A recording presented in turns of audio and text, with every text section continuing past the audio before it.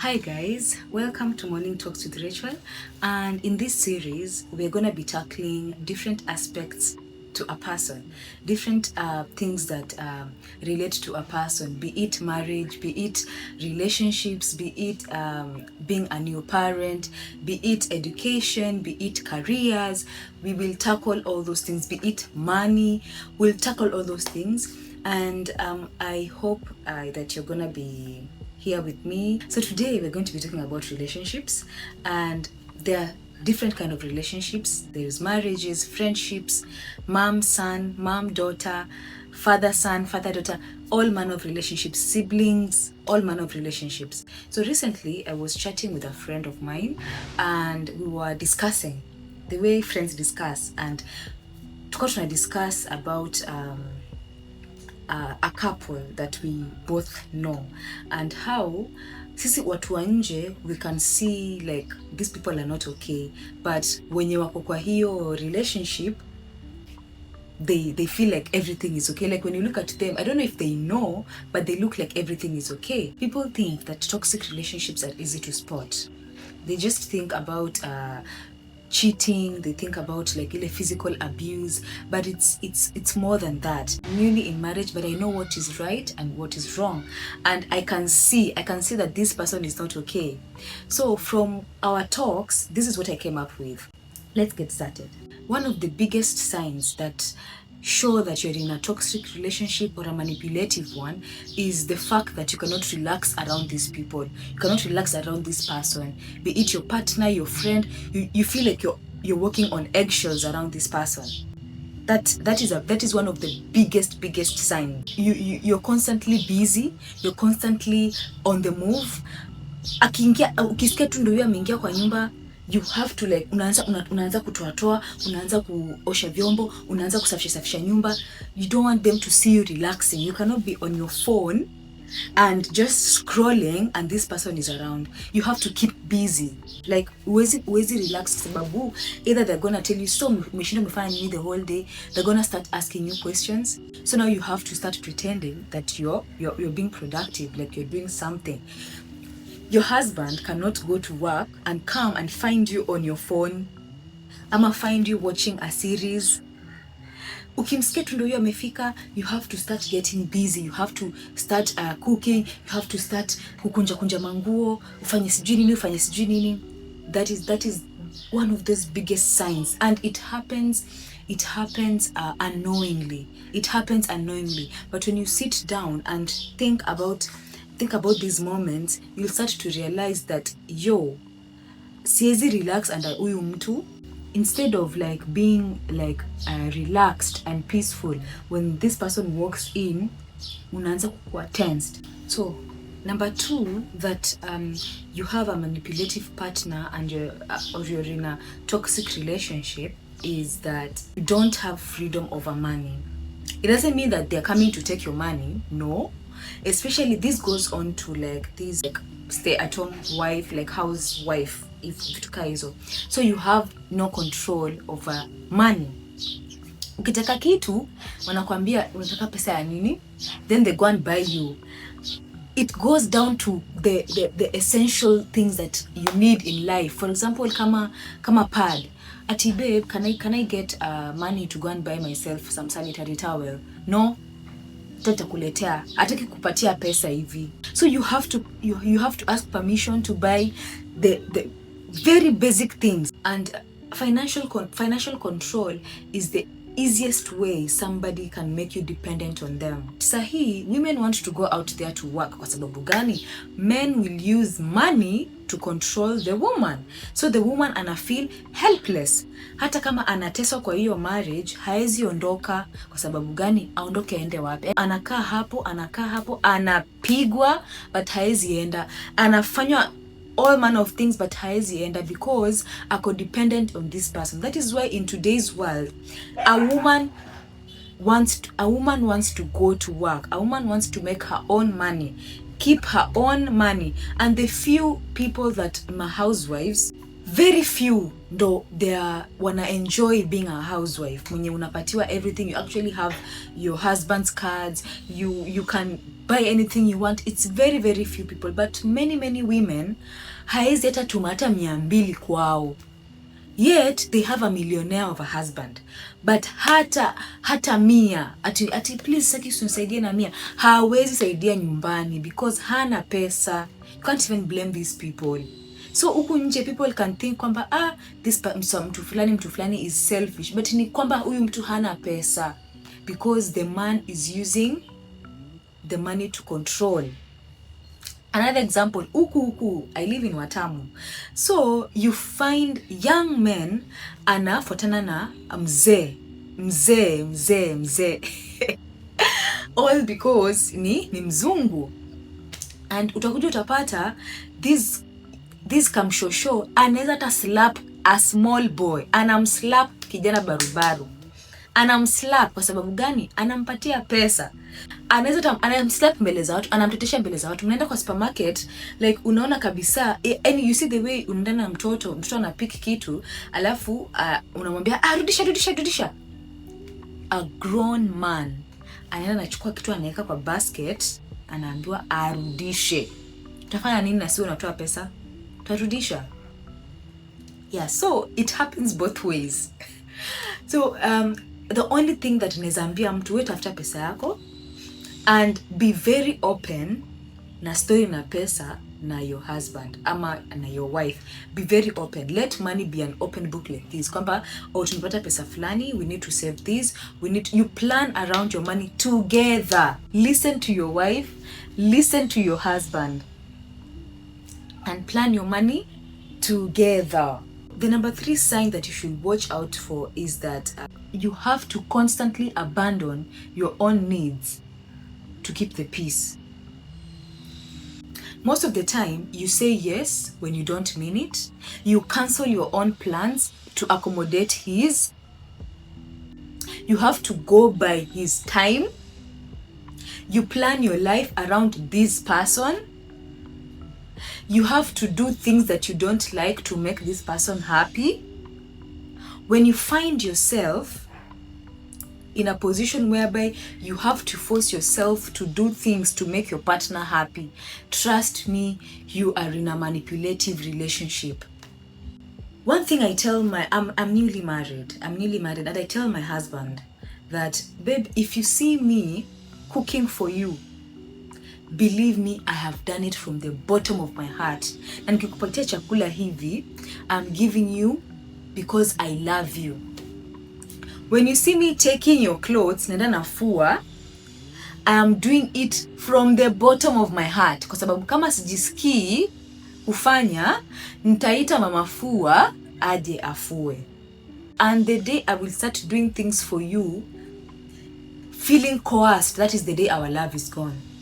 Hiyo ndo siku yenye we don't love each other anymore. So when you see me nikiingia kwa kitchen na kupikia, siku sijisikii kupika, I will just tell you, babe, leo let's just buy something, tukule, tulale.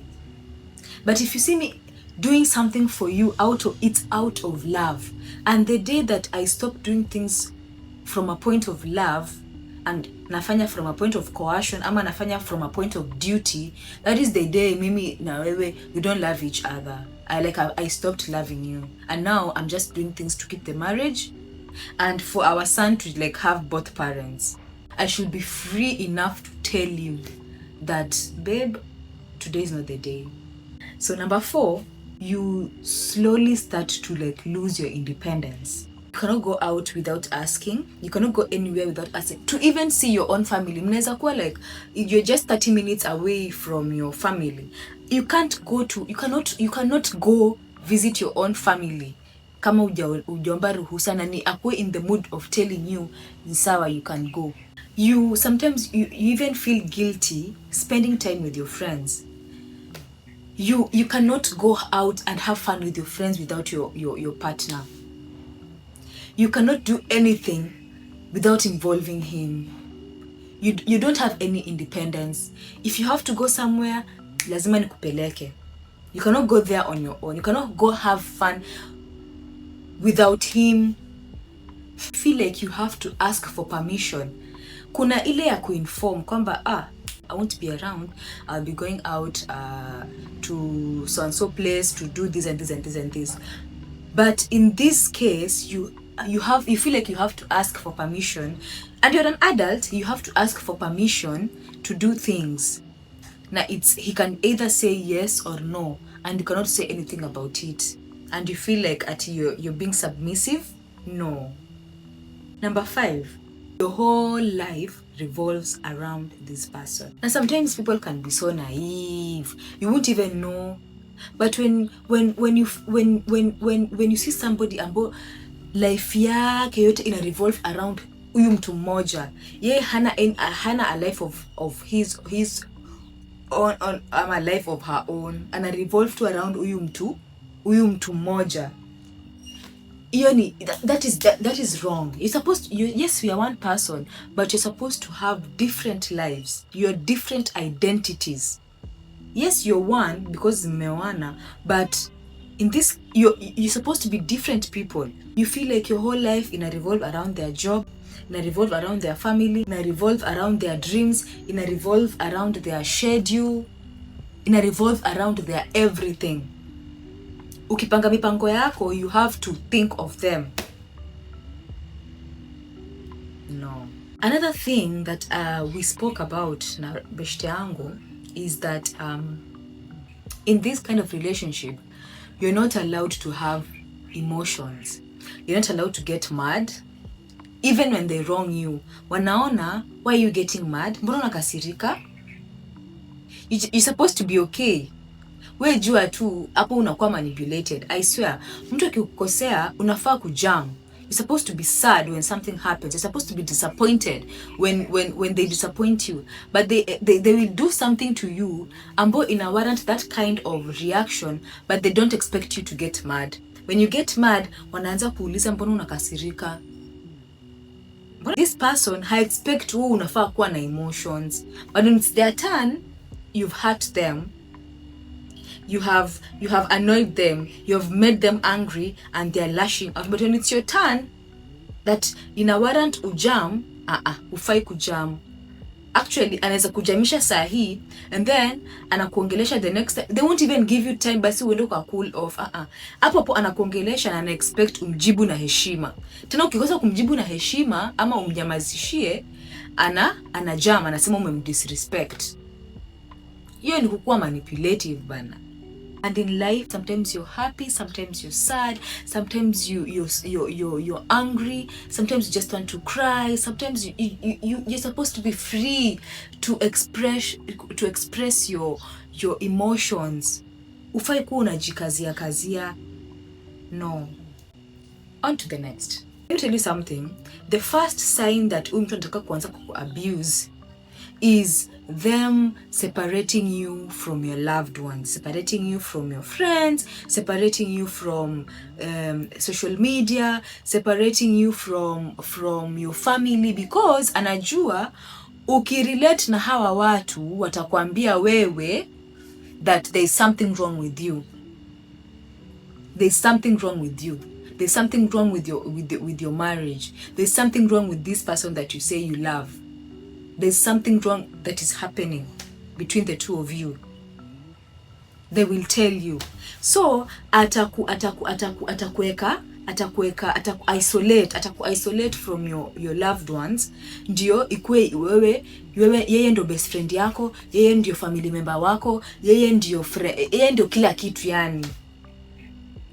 Hata kuingia kwa social media unajificha because anajua ukiingia sasa social media iko na kila kitu. You will always find somebody to tell you. Another thing that you should watch out for is that hauko free kuongea na huyo mtu. Like you feel like you have to rehearse every conversation before having it with them. You have to rehearse. Unaona venye ulikuwa in high school, like before you go to the staff room, before you ingie kwa staff room to speak to the teacher, you have to like rehearse that conversation. So now you're doing that with your partner. This is somebody that you're supposed to be like living life together, but it feels like they're ni load wako. You have to rehearse your conversation before you bringing it to them, because you don't want to make them angry, ama you feel like you don't want a certain reaction. So now you have to, unaanza kujiprepare, unakaa umeshtuka, unaanza kwanza kufikiria before maneno gani unafaa kutumia before speaking to them. No, ifai kwa hivyo. This is your partner that maybe mmekaa years pamoja, mmezoeana. If you have something that is bothering you, you should be free enough to go and talk to them. Kwamba, oh babe, you did this and this and this and this and I don't like it. Babe, kuna this and this and this happened, I need your help. But I don't have to, sasa nianze kufikiria, nikimwambia nikitumia hizi maneno hivi, atanichukulia vibaya. Nikifanya hivi na hivi na hivi, atanichukulia vibaya. No, baby girl, no. As my final point, when your partner makes you feel like no one else will ever love you, huyo ni mtu anataka kukumanipulate. When your partner feels like there's no one else that can love you ever, there's no one else to ever love you, there's no one else that can love you as he does, huyo ni mtu anataka kukumanipulate. Ati mimi sidhani kama mtu I don't think kuna mtu anaweza kuwezana na wewe. Huyo mtu anataka kumanipulate, making you feel like yeye tu peke yake ndo anawezana na wewe. Kama baby, you're very difficult, mimi tu ndo nawezana na wewe. Ati nobody else can love you the way you are. So what are you trying to say? Things like, you're lucky that I stayed with you, you're lucky I married you, you're lucky you're going to find somebody like me. Nobody's doing anybody a favor. So when your partner makes you feel like they're doing you a favor by being with you, huyo ni mtu anataka kumanipulate ndo usiondoke kwa hiyo marriage ama kwa hiyo relationship. Hakuna mtu anaweza kuwa na wewe. Hakuna mtu anaweza kuwa na wewe. Watch out. If you find yourself in either one or two of these things that I've spoken about, don't panic. Relationships are complicated and relationships are not perfect. But if these patterns are consistent, if this person is making you feel smaller than stronger, instead of being peaceful and akufanya unakuwa anxious, it's worth paying attention. Real love doesn't make you lose yourself, doesn't make you lose your identity. It doesn't make you afraid to speak. It doesn't make you question your worth. A healthy relationship should make you feel like a safe place, not a place where you're constantly trying to survive. You're always in a survival mode. If you love this video, kindly leave a like, and if you feel like there's something that I've left behind, ama you feel like you're conflicting with something that I've said, leave a comment and we can discuss more about these things. Subscribe also. Give me a subscribe, and there's more of this coming. We're going to be speaking about different things in life based on what I know ama what I've done research about, and I believe that we are going to learn from each other. If you love this kind of things, kindly subscribe to my channel. I'll also put my IG and my TikTok over there, so if you're down, you can follow me, give me a follow, subscribe. Mwah.